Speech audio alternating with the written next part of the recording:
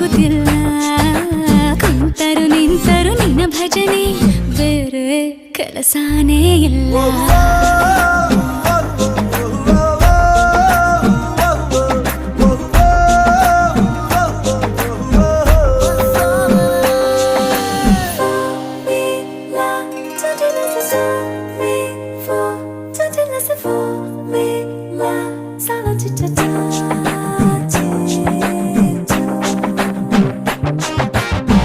ದಿನರಾತ್ರಿಯು ನಿಲ್ಲದೆ ನಿನ್ನ ಜಾತ್ರೆಯು ಸಾಗಿದೆ ಇದಕ್ಕೊಂದು ಪರಿಹಾರ